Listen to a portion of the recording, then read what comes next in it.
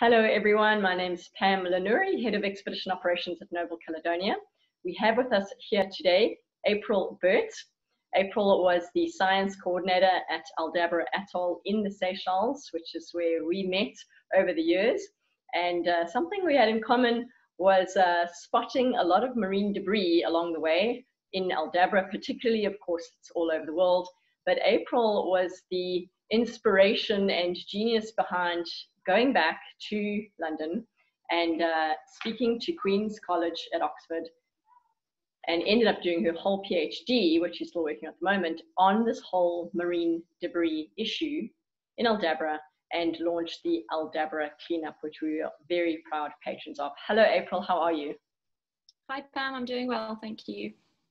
Good, it's so nice to see you and wonderful for you to have this little chat with us. I think it'll be so valuable, not only for our clients, but anyone really, to learn a little bit more about not only your project, but marine debris all over the world. So tell us, first of all, how's your PhD coming along and what's going on there? Yeah, it's going very well, thank you.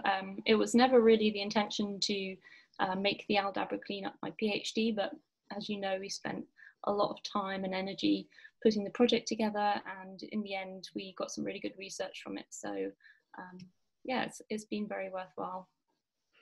So when you first approached me a couple of years ago, I thought this is the perfect kind of project for the Noble Caledonia Charitable Trust. We jumped on board. I think we were one of the first big sponsors of the project, silver sponsor, and our passengers, whenever they heard about it, they all jumped on board as well. It's just something that I feel was close to our heart. It's an area that we love and we go to very often, but also it's this beautiful special wilderness area, and you've got this marine debris problem. So it was something that the Trust has been extremely proud to have been involved with, and I would love for you to tell us a little bit more about the whole Aldabra cleanup. Okay, well, I'll just share my screen because I've got a few slides. You know, Aldabra is a very special place, and anyone who's lucky enough to visit Aldabra will have seen all the wonderful wildlife that lives there.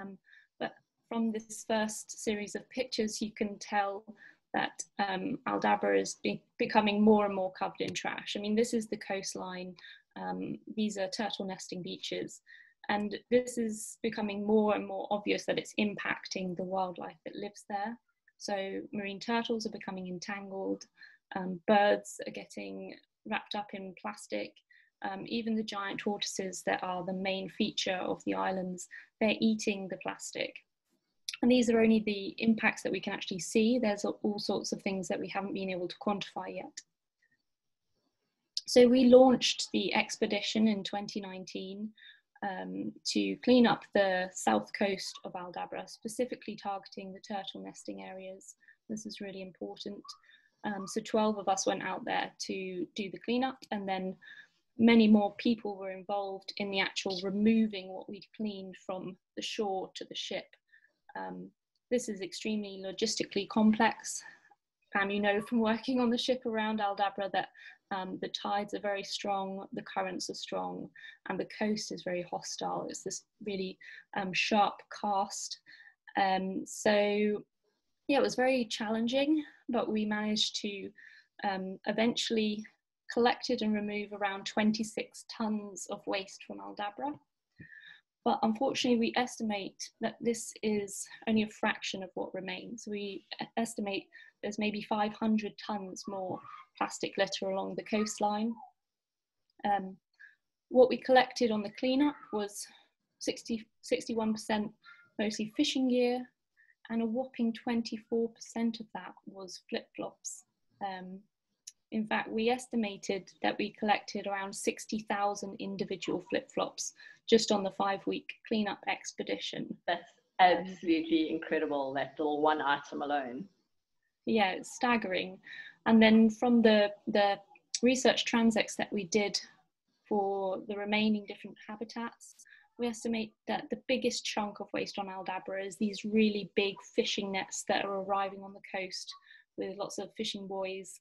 And although the other different things are much smaller in composition, there's still tons and tons of them. So it's a really big job to remove the remaining waste. And although it was difficult for us to really tell exactly where all of this waste was coming from, some of the PET bottles still had labels on them. And as you can see here, that a lot of the bottles were coming from Southeast Asia and China, and particularly. But of course, we don't know really where the majority of the waste is coming from. So just to kind of highlight the costs involved in this and the resources needed, we removed 25 tonnes at a cost of $224,000, which equates to around $10,000 per day of cleanup operations and nearly $9,000 per tonne of litter. So huge amounts of resources. And in order to clean up that remaining waste on Aldabra, that remaining 500 tonnes, it's probably going to cost nearly $500 million to do that operation, and many, many people hours. So these are resources that the Seychelles Islands Foundation would not be able to come up with, but with support of organisations and foundations like Noble Caledonia Trust, this thing becomes more possible. Just to highlight too that obviously we removed all this waste from Aldabra. Just the 25 tonnes, we struggled to find ways to repurpose and recycle it. We were lucky because a lot of the marine organisations in Seychelles took away a lot of the intact fishing buoys to use in their organisations and projects. Art projects took away flip-flops. There was some repurposing of the fish aggregation devices. And we're still negotiating to get about 10 tonnes of the waste used for research purposes. But the biggest challenge is, of course, setting up long-term viable pipelines for recycling of this waste. And lastly, just to say we have a lot of resources online and a lot of things you can follow. So there's a cleanup documentary on YouTube called Island Under Siege. Sky News covered the project and they made their own mini documentary called 50,000 Flip-Flops in Paradise, which sums it up quite nicely. And our Twitter and Facebook handle is @Aldabra Cleanup. We also have a few things in the pipeline, so if you follow our channels, you'll be able to see those when they come out. Thanks so much, April. I think whatever else you do for the rest of your career, this one is just going to go down as one of those amazing legacies that you've been able to give back. And of course, I always attach the project to you because you approached us about it. But it goes without saying that the rest of your colleagues and the team at Aldabra, Jude, and all the wonderful people there on the island, as well as people at the SIF in Mahe, it's been a huge collaborative team effort. You do need someone, you know, to have an idea and to speak to the right people at the right time. But just absolutely all of you that have been involved, it's such an incredible legacy. So I really take my hat off to you. Now, I wanted to just broaden this out a bit. We have seen for ourselves, all our guests who have come to the Seychelles have seen the flip-flops. And I'll have to say, maybe like 6-7 years ago, the staff used to get ashore and be like, oh my goodness, like we can't bring guests ashore with this garbage here. And we started sort of cleaning it up and thinking we needed to sort of shine up and make this uninhabited Paradise Beach look a little bit more appropriate, you know, brochure-like for when the guests arrive. But over the years, the problem is actually so ubiquitous, it's so staggering that we've started engaging with our guests to do these cleanups. And we have conducted many times opportunistic cleanups all over the world, in the South Pacific, up in Svalbard, of course in Seychelles, all over the world. Now, I know that sounds lovely, but it's speaking to this really big, global, ubiquitous problem of marine debris, ocean plastics. And I wanted to speak to you a little bit about that. A lot of people, when we used to talk about it on board, they would think this Pacific island, you know, the big Pacific garbage patch, the island was big chunks of plastic almost actually creating an island, or they think of macroplastics. But so much of it is microplastics floating out there, creating this huge tonnage. Do you want to speak a little bit more about the sources? I mean, you mentioned fishing gear and it's major, but just speak more to what it's really coming from, because essentially it's from all of us all over the world all the time. But tell us from your research. Yeah, so there's loads of research that goes into this on a global scale. So globally, it's thought that about 20% of ocean waste is produced within the ocean, and 80% of it is coming off land. The stuff that's coming from land is mostly coming from just 10 rivers, which mostly are in Southeast Asia, China area. So, and all of the waste that enters into the ocean is as a result of mismanaged waste. The Indian Ocean is fringed by countries with almost 100% mismanaged waste. There's incredible studies that have gone into this. And obviously, turning off the tap at source is going to be the most effective way, long term, of reducing plastic in the oceans.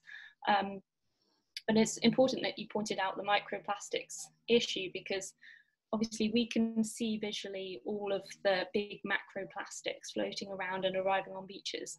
That's bad enough, but to consider how much more microplastics there must be, because all of these big things are continuously breaking down into small fragments, and really it's the microplastics that we are only just beginning to understand the negative impacts that they're creating.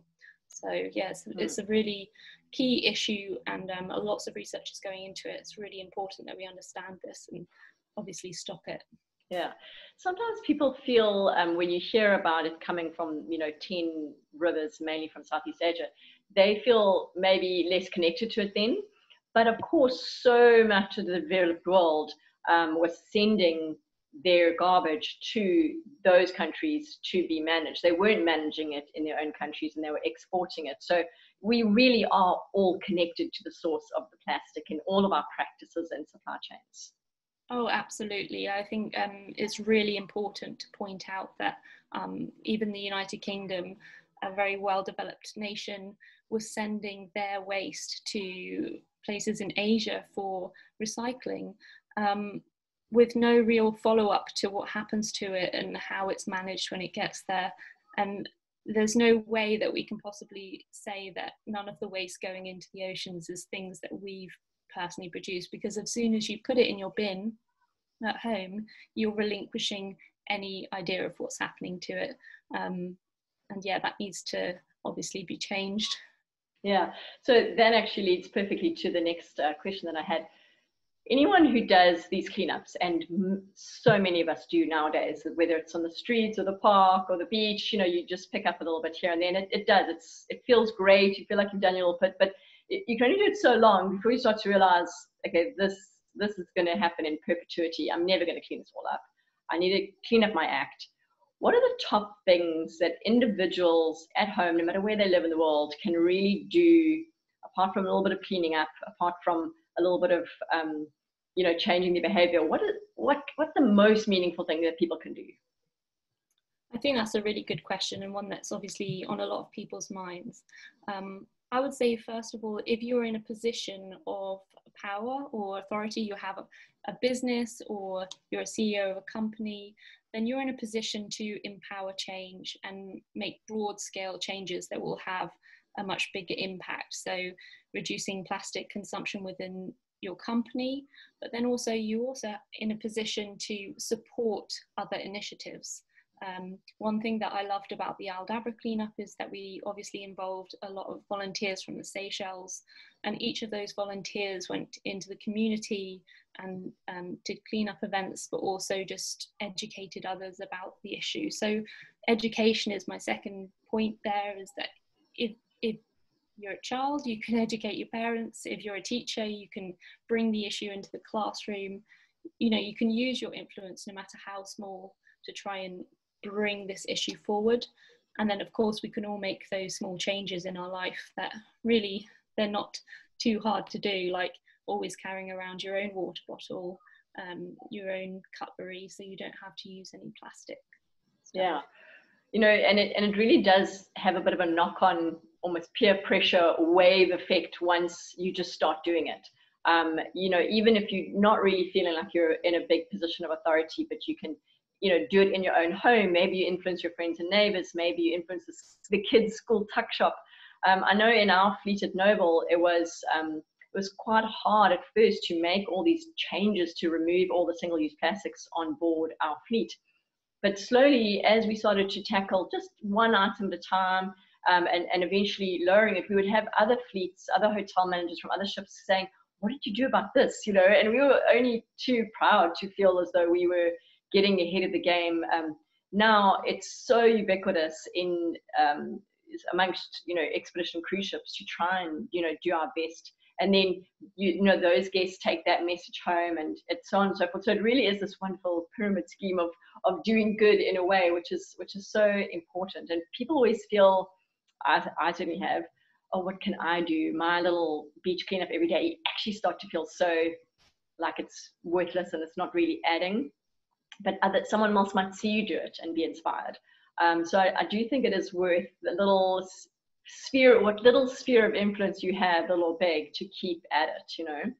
And I know it's such an old, overly used, reduce, reuse, recycle, like, you know, people are like, yeah, but it really is. It's like reduce the amount of plastics that you bring into your life in the first place, reuse whatever you can, recycle whatever you can, and slowly, you know, the reductions happen. Of course, there do need to be bigger systemic changes. It's sort of impossible to really eliminate plastics from our lives, and I think that's where people feel demoralized and maybe they, you know, sort of stop bothering for a while. But the systemic stuff, have you got any good stories to share with us about some systemic changes that are happening out there at the moment? Yeah, so I mentioned about the mismanaged waste systems in, you know, ocean fringing countries, and obviously having somewhere to put the waste is really important. And even in Seychelles, for example, there's very little recycling facilities, but that's one thing that's definitely on the change. So, you know, not just our project, but other projects in the region have really like highlighted this issue to government, not just local government, but the president of Seychelles showed pictures from Aldabra at the G8 summit, and other nations then pledged support for small island states like Seychelles to manage this waste issue. So that's been a really good outcome. Since I think in 2019, the Seychelles acceded to Annex 5 of the Marine Pollution Convention, which prevents any waste from ships going into the ocean. So there are high-level policy changes going or taking place now, and obviously those need to continue, and really building the infrastructure in these countries, not just to take the waste off the streets and away from the rivers, but to recycle it as well. And that's what we're looking into next, really. Us as the Aldabra Cleanup Project, we want to develop or ensure that there's these pipelines in place, that if we do that big cleanup, that none of that, or a very small amount of that waste, will have to go to landfill, because we need to find recycling solutions, and they do exist. Exactly. So, sorry, this is going to be a kind of a big question, and I'm going to be watching your career very, very closely myself. It's very topical. Everyone's on board with this at the moment, certainly on a grassroots level. We're all like, we want this to change. We want things to be different. But you feel, as I said, helpless in your own life. You do need bigger systemic things to happen in order to really make the shift. So do you think that's happening in the next few years? We already have major reductions globally speaking. Where's your optimism level and timeline level of really big changes happening globally? Yeah, I think there's so much push for this now. I do have a lot of optimism. I mean, there are minor setbacks that happen, but overall, I think there is a positive trend going forwards. And I think most people are very much aware of the issue of plastic pollution in our oceans, and beginning to be aware of the impacts that that has on them, you know, through health, through fisheries, and therefore it's not an acceptable state, especially in a world that's already struggling with other major threats. So yeah, we need to sort out the plastic pollution problem, and there's a lot of incredible people that are working to solve these issues all around the world. So I do feel quite optimistic. Well, I love to hear that from you above all people, because that's what we kind of need. So April, thanks so much. Super, like I said, we're so proud to have been involved in the Aldabra cleanup just as a big sponsor, but also the cleanups we do around the world. The guests love it. And it's been really, really nice to get that little boost of optimism from you. So thanks so much for your time and have a lovely day. Great. Thanks so much, Pam. Okay, bye. Bye.